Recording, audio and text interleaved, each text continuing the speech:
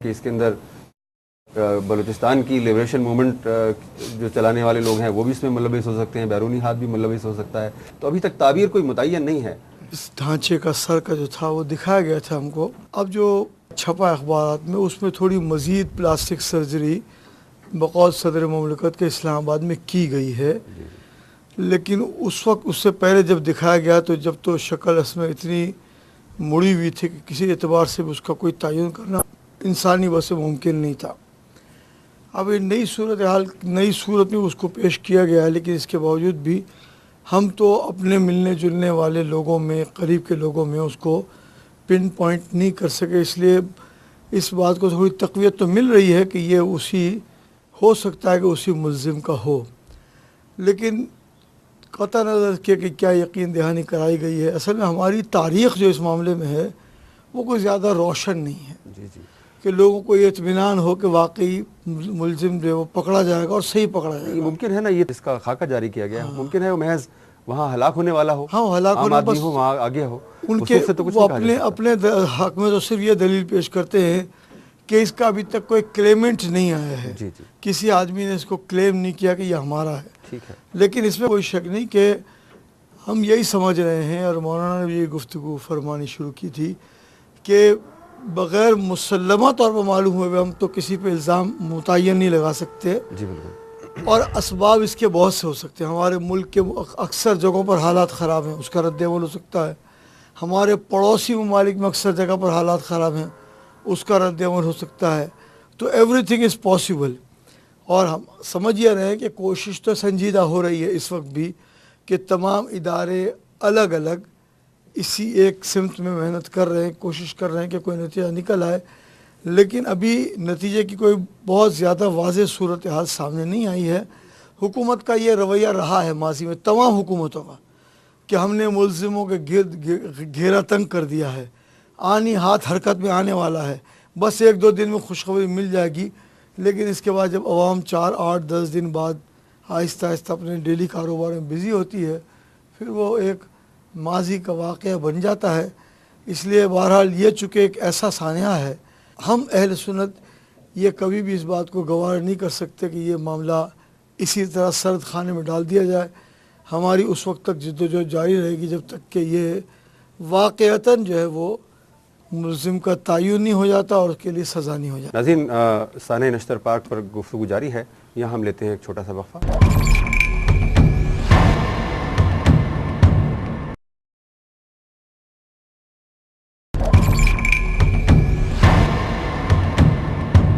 روشنی اسپیشل میں آپ کا خیر مقدم ہے۔ گفتگو ہو رہی ہے سانحہ نشتر پارک پر، جو ہماری قومی تاریخ کا ایک بہت بڑا سانحہ ہے، اور جس کے دوران علماء کرام کی ایک بہت بڑی تعداد جو تھی وہ شہید ہو گئی۔ شاہد غوری صاحب، آپ کہہ رہے تھے 3 فائلوں کا آپ ذکر کر رہے تھے کہ 3 فائلیں غائب ہو گئی ہیں، اور یہ ایک مشتبہ واقعہ ہے۔ آپ نے اس سلسلے میں جو متعلقہ افراد ہیں ان سے رابطہ کیا، ان کا کیا رد عمل تھا؟ جی بالکل، ہم نے جو تفتیشی ٹیمیں کام کر رہی ہیں ان کو ہم نے یہ بات بتائی بھی، بلکہ ابھی تک ہم نے ان کو وہ تصاویر پیش نہیں کی، وہ تصاویر ہمارے پاس موجود ہیں، ان کے نام موجود ہیں باقاعدہ، جو جنا اسپتال میں جو لسٹ لگائی گئی تھیں ان کے نام کے ساتھ، جس کا میں نے ابھی ذکر کیا، باقاعدہ نمبرنگ کے ساتھ جو ہے اس کو لسٹ لگی ہوئی تھی، وہ اب موجود نہیں ہے۔ تو ہم یہ بھی جاننا چاہیں گے، ظاہر ہے اس پر ہم کوشش بھی کر رہے ہیں، اور یقیناً جو ہے اگر ہمارے محب وطن ادارے اگر اس میں مخلص ہیں کہ یہ دہشت گرد پکڑے جائیں، اگر اس میں ہماری حکومت جو ہے سنجیدگی سے کام کر رہی ہے، تو میں سمجھتا ہوں کہ اس کے فوائد جو ہے ہمارے ملک میں جو ہے بہت اچھے آئیں گے، اس کے نتائج بہت اچھے آئیں گے۔ ہماری حکومت کو، ہماری انتظامیہ کو یہ سبق حاصل کرنا چاہیے کہ اتنے بڑے بڑے دعوے تو ہم کرتے ہیں، اتنا کروڑوں روپے، اربوں روپے کے اخراجات سالانہ ہم کرتے ہیں، اپنے جو عوام کے تحفظ کے لیے ہم کوئی اقدامات نہیں کرتے۔ میں آپ سے پوچھنا چاہوں گا کہ اب تک کی جو صورتحال ہے، ایک ہفتے تک کی جو صورتحال ہے، جو تفتیش ہوئی ہے، تحقیق ہوئی ہے، اس کی رفتار سے، اس کی سمت سے آپ مطمئن ہیں؟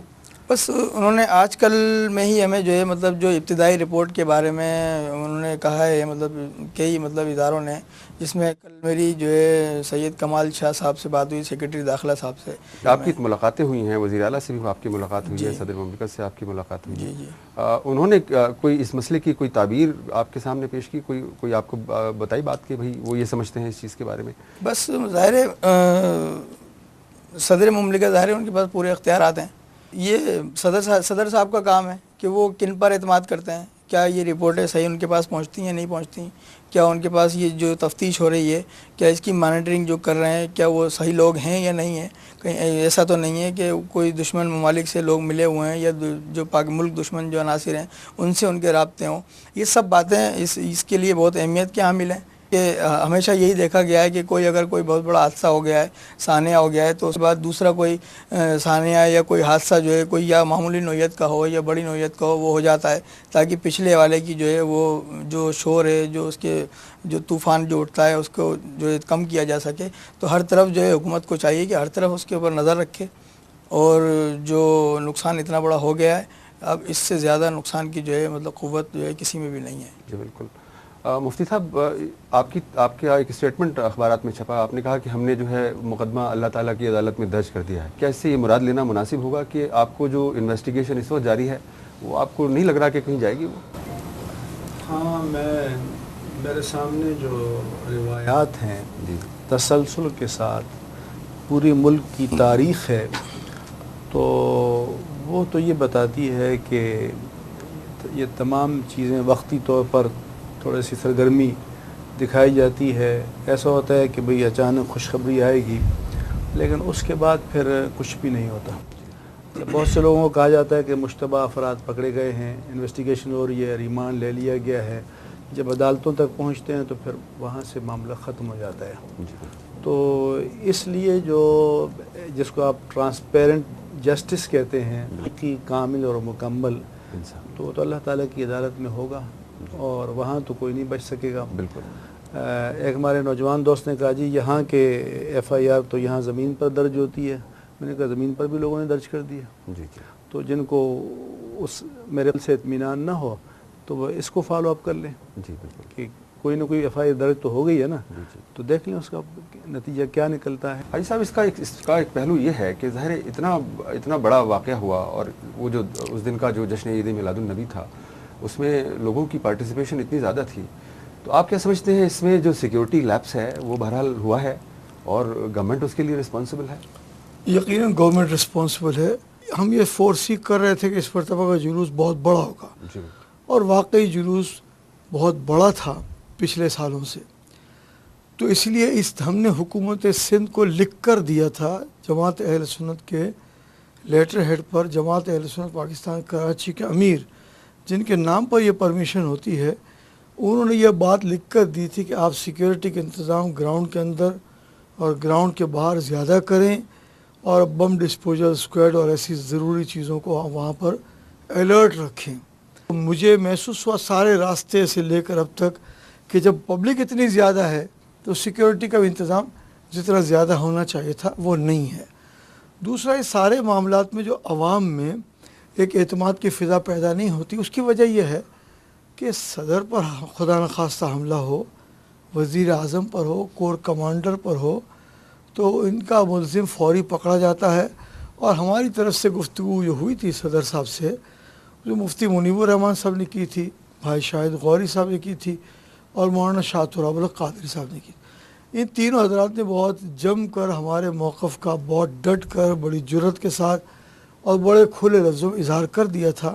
اور مولانا شاہ تراب الق صاحب نے کہا تھا کہ بھئی اتنے واقعات صدر وزیر اعظم کے کور کمانڈر کے ہوتے ہیں تو فوری پکڑا جاتا ہے. اور یہ بھی ایک سانحہ پر سانحہ یہ ہے کہ صدر اور وزیر اعظم اس سلسلے میں تعزیت کرنے کے لیے ڈائریکٹلی ایگریوڈ پارٹی کے پاس گئے نہیں ہیں. مولانا نے یہ بھی کہا کہ چلو کسی سیکیورٹی ریزن کی وجہ سے آپ نہیں گئے تھے تو یو کین رنگ دیم آلسو، آپ ٹیلی فون کر لیں انہیں کہ بھئی چلو میں نہیں آ سکتا ہوں. اور اس کے بعد پھر 6 دن کے بعد یقیناً بلایا گیا. تو میں یہ سمجھتا ہوں کہ جتنی شدت کے ساتھ سیکیورٹی کا انتظام ہونا چاہیے تھا اتنی شدت کے ساتھ نہیں ہے. ایک بڑا اہم ایشو جو ہم نے بارہا میٹنگ میں اٹھایا